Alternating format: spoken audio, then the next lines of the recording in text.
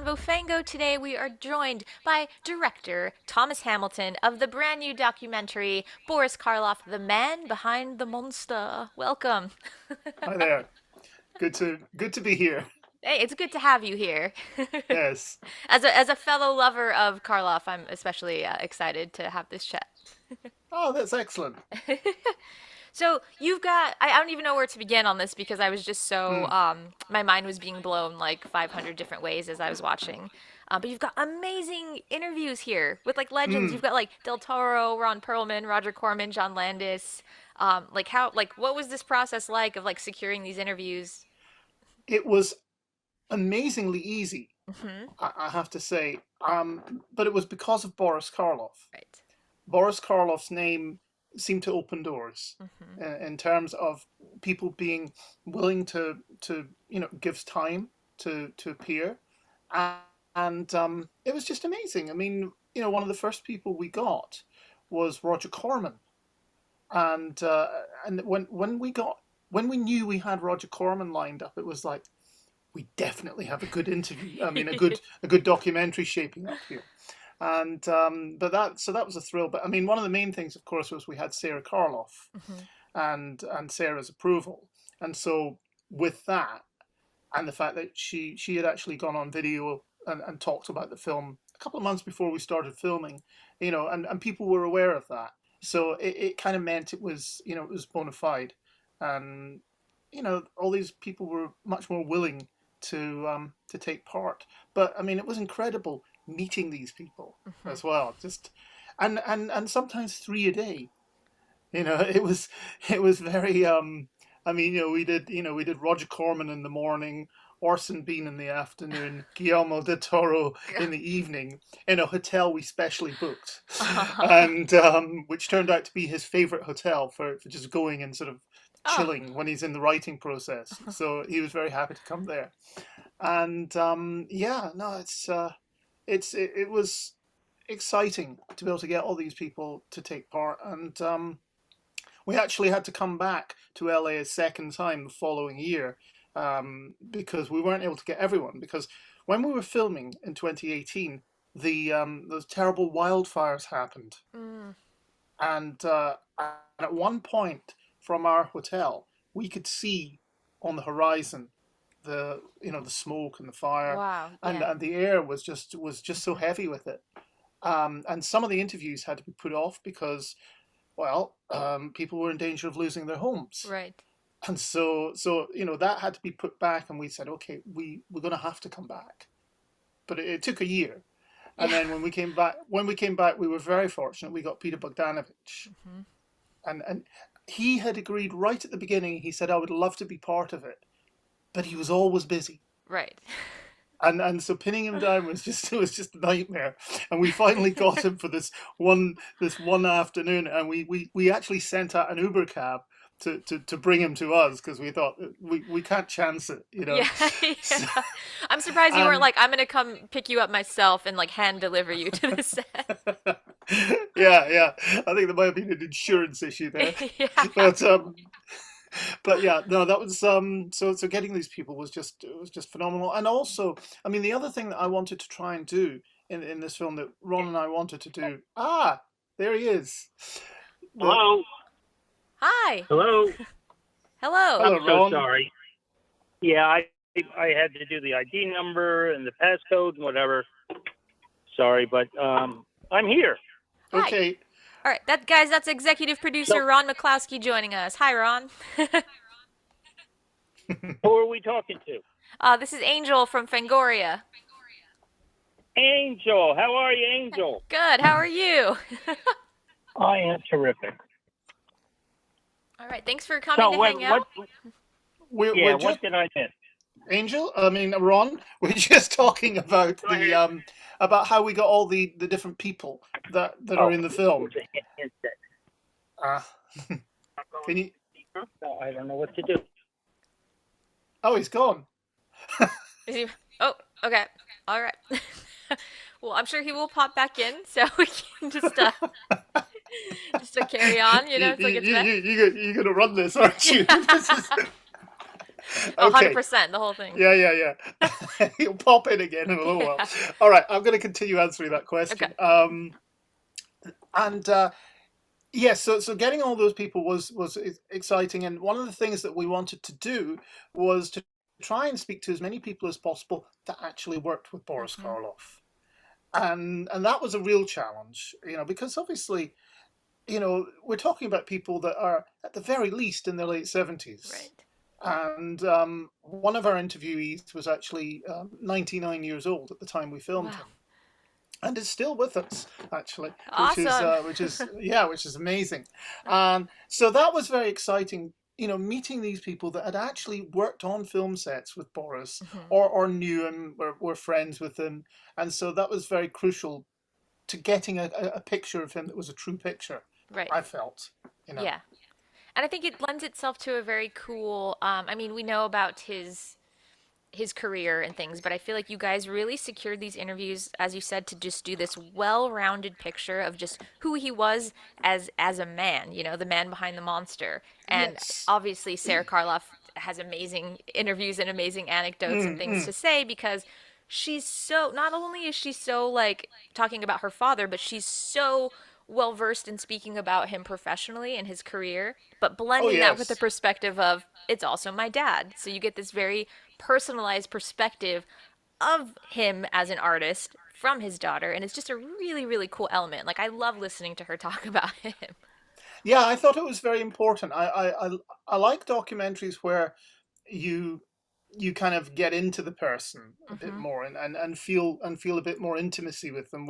Whereas, if it's just a bunch of talking heads that have just read up on them that afternoon, Hmm. and I've watched a few clips and are saying, oh yeah, well there's this and that, then I think that's very sort of surfacey. So Right. we wanted to get something that was, and also we wanted to tell the story of horror itself Hmm. through Boris Karloff's career, Right. because we saw that we could do this Right. really from almost from the 20s with the Hmm. bells all the way through to the late 60s, Right. and that was something that was very exciting to do. Hmm. And then the kind of the evolution of Universal Studios, and that's kind of a Yes, cool way to look at it specifically through this lens of Karloff's career and exactly. Universal and how they handled horror and how that kind of blew them up, and they were like, I think we have something here. Yes, yes, I know. And then you've even got sort of societal changes, like you have censorship, and then you have post-war where there's suddenly just no interest in seeing these kind of Hmm. films, and it's Right. what Karloff did when those things happened that makes him really interesting. Yes. Also, one of the founding members of SAG, and like hearing what he went through on the set of Frankenstein, essentially torture, right? And Yeah, like yeah, things that he had lifelong problems with because it's like, yeah, it's gonna like fuck up your back and things. And then that's right. making a union where it's like, maybe you shouldn't be treating actors this way. I know. Yes, no, no. Those things were very important to have, Hmm. and actually, Screen Actors Guild were really helpful to us. I should say SAG-AFTRA, but because they let us use a meeting room for several interviews, and so that was a real, and that's because of Boris Karloff again. Right. Yeah. That So that name there is was just always opening doors. You're like, yeah. absolutely, and you always felt like he was just kind of in the background, sort of just nudging us along, helping Yeah. us. I love Yeah. that. Mm. Under the watchful eye of Boris Karloff. Yes. Yeah. I love one of my favorite parts is Del Toro is talking about the first time he remembers seeing Frankenstein and the reveal of the monster, and he likens it to a religious experience. Was that relatable for you? Do you remember seeing it or being aware of Frankenstein for the first time and how you felt? The first time I saw Frankenstein the movie, I think I was about 16 or something, and Hmm. I mean I was familiar with Karloff, but I for some reason it was just Frankenstein. These were the days we're talking about when you waited for things to come on TV, Hmm. Right. and a long, long time ago, and so when I saw Frankenstein, I was already familiar with Boris Karloff Hmm. from other films like The Walking Dead and things like that, and when I saw that, it was just amazing. I was like, wow, this is such a great performance, Hmm. and also such a great film, Yes. because you think, oh, it's made in 1931, surely it's going to be kind of creaky, and not really. Not really. There's no Right. music in the background, which actually works really strongly in its favor Uh-huh. because it's so well shot and the editing is so precise. Hmm. You know, all that stuff. And Colin Clive also is quite magnificent in the first Yes, film. You absolutely. know, so I think it's a very dynamic movie. And yeah, when he's reaching up, you know, to the skylight, yeah, and I was anxious to use those images, those moments when Guillermo was talking about what Hmm. happened to him. I wanted the audience to feel that as far Right. as possible, Yes. and that was one of the exciting things. Also, you know, when we talk about the scene with Maria, Hmm. I think people forget just how shattering that sequence was, Hmm. not just for the audiences that saw it in 1931, but performing it. You know, Right. that it was a real, you know, it was really awful for Karloff doing that scene. So I wanted really to take audiences through that as well. Right. And I loved hearing that and how he gave, interviews well into the end of his life and said, still was like very bothered by that. And then you cut to Hmm. the clip of like his reaction in the movie to that, and you just see the kind of the bewilderment and the horror on his face, and it's like heartbreaking, truly. Yeah, yeah, Yeah. it's magnificent acting. Hmm. You know, Hmm. I mean, Well, it's Sarah says, you know, he's trying to. I think he succeeds. You know what I yes, mean? yes. There is no Yeah, try, only do, and he yeah, does. yeah, yeah. Yeah. But he just brings such a gentleness that I can't imagine anybody else bringing to that role. It's Mm, supposed to be this horrific thing, but you can't help but also fall in love with him. Or at least I did when I was a kid, and it's just mm. there's a Yeah, gentleness to it. yeah. I mean, one of my favorite moments was when we were talking to Dick Miller, and uh, and Dick Miller was taken to see it. He was 6 years old when it came out, and the idea that, you know, you could take a child to see this really heavy film, Hmm. is incredible. And so when he told us that, that was quite something. And the fact that, but his reaction wasn't terror. Hmm. He was, like you say, he related to the monster and he related to the little girl as Yes. well.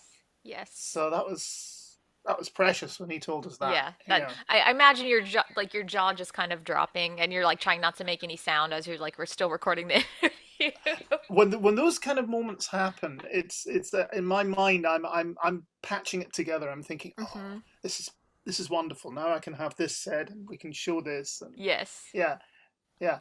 I love It's a that. it's a fun process. Yeah, It I really is. imagine. Yeah. Well, because you have like this like billions of puzzle There pieces, it and then you have goes. there it goes.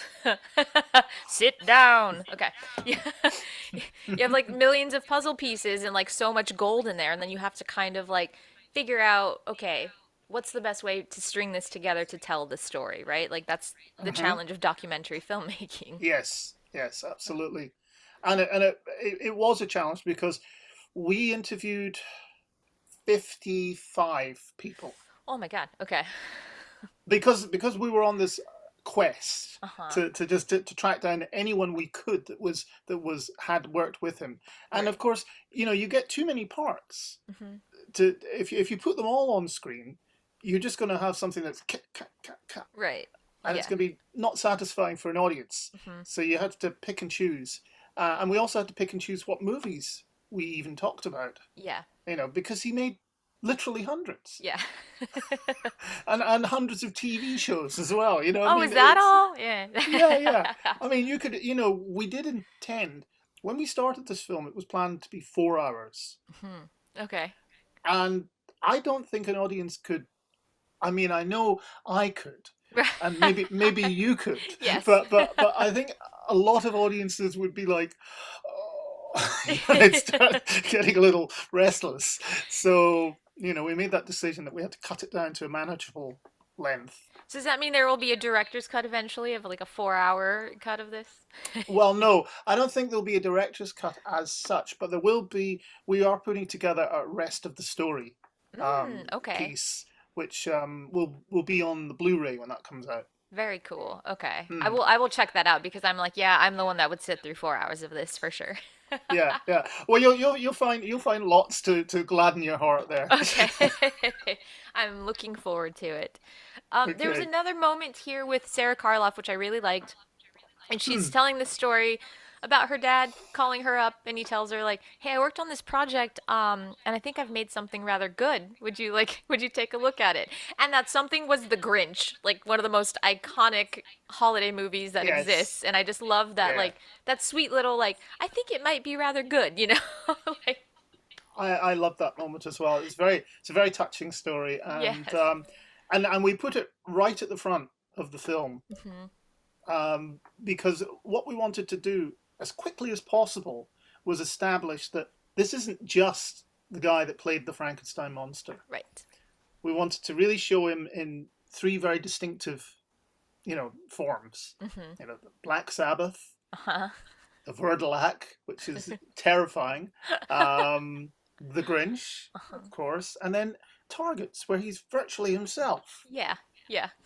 You know, so we thought let's get that up at the front of the film so that people can really, and also it's in color, which Yes. means it feels more present. Uh-huh. Yeah. You No, know, I love all of because I that. didn't want. Hmm. And just kind of, I feel like you guys cover so much here, and like you said, it could be 4 hours, and you had to really pick and choose. But it comes across as like this wonderful tribute and celebration of this legend, this icon that clearly we all have such like a love for, because you say Mm, his name and you say, "Hey, would you want to do this documentary? Would you like to talk about Boris Karloff?" And you get mm. these modern legends being like, "Of course, like he's the reason for I mean I owe a lot to Frankenstein certainly, and I'm sure many Yes. people feel the same way and owe a lot to Boris Karloff in general for their Yeah. love of horror and where they ended up, you know? I know. It's no, I totally agree. The one thing we tried to do though was, and somebody pegged it just right in one of the reviews I read, where they said not quite adoring, and Yes. because we tried to step it back, Hmm. because at a certain point, and both Ron and I observed this, there was a danger of making this film where it's just people gushing about him, Right. and I thought that could become a bit mushy. Hmm. Hmm. So we wanted to try and avoid that. So not that there was anything bad to say about him, Right. but just to ground it a little bit more. Yeah. And that was something that was another challenge, just keeping the tone so that it wasn't just all that one sort of Right. But that also, you that's know kind of like the man behind the monster kind of thing. Like you get these more personal accounts, and that's more human. It makes it more realistic. It's kind of like when you go to someone's hmm funeral, right? And it's like somebody that's never met them is like saying all these wonderful things about them, and it's like, I'm like, I would yes. rather you guys just say very honest things about me, not necessarily bad things, but just honest things, mm, right? mm, Like mm. I Yeah. feel like that's the best kind of way to actually celebrate someone's legacy is with the honesty of it and balancing that out. Yeah. Yeah, and the little things, the little details, which Uh-huh. again is something we were able to do here, is just like pick up little details about Boris that Yes, you know. absolutely. I love it. Is there anything else you would like to share with us before we go? Gosh, well, tell me. I mean, one of our favorite films, Ron and myself, is The Black Room, Hmm. and that was something and that's not a film that a lot of people know, and that was one that we really wanted to get in Hmm. to the film, because you see him playing dual roles, and Hmm. it's just amazing to see two Karloffs, Right. and they're these Yes. very subtly differentiated. And then he plays a third role, because the bad Karloff imitates the good Karloff. Hmm. And it's not quite convincing. In that scene, Ron's back. Hi, Yeah, Ron. hi, I'm back. Hi. I needed three series of numbers to get in, and I only got one phone number. So, again, I apologize. Okay. Well, thank you for rejoining. Ron, we're Angel and I we're almost finished, but I'm wondering, Ron, if you've got anything you'd like to add. Um, Oh yeah, but I mean, regarding what? I could add everything. I know you could. Anything you want to know? I was just talking about the Black Room, and I mean, we've talked about Frankenstein, of course, and we've talked about the process of interviewing all the different people on the film, and Right. uh, just from your perspective, because the thing is, this was something that Ron has nursed for many years before he knew me. Actually, Ron, do you want to tell that story? Yes. Angel. So when I was a little kid, I just fell in love with all the Universal monster movies and Mhm.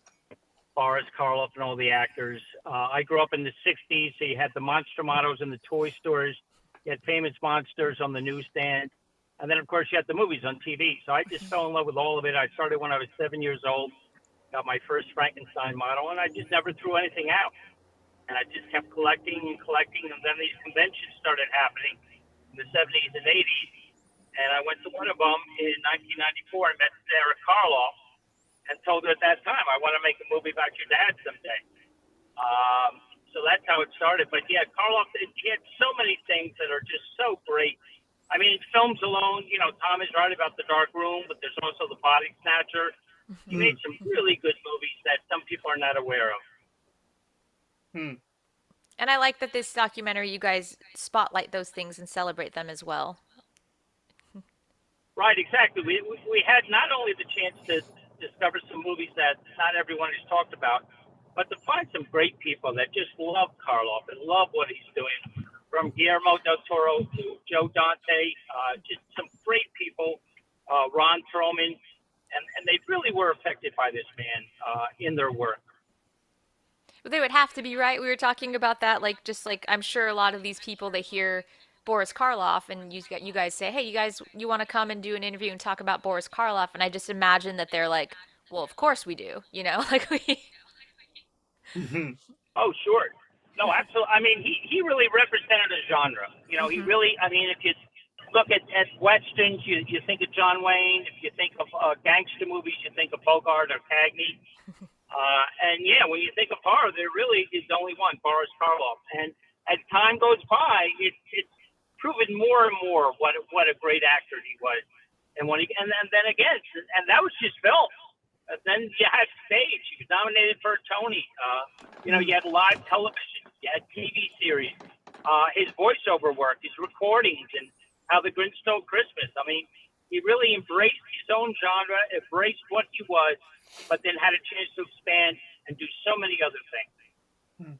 I love it. Mm. Amazing. All right, guys, I have to run, but I'm so glad Okay, that we got to do Angel. this. Ron, I'm so glad you were able to join us at least for the tail end of this. I wish we had more time to chat, but it's been great, you guys. Everyone, check out Boris Karloff, the man behind the monster, now streaming on Shudder, and also the Karloff collection is on Shudder, so you can check out a lot of the movies that are mentioned in the documentary. You can go and watch them on Shudder as well. So.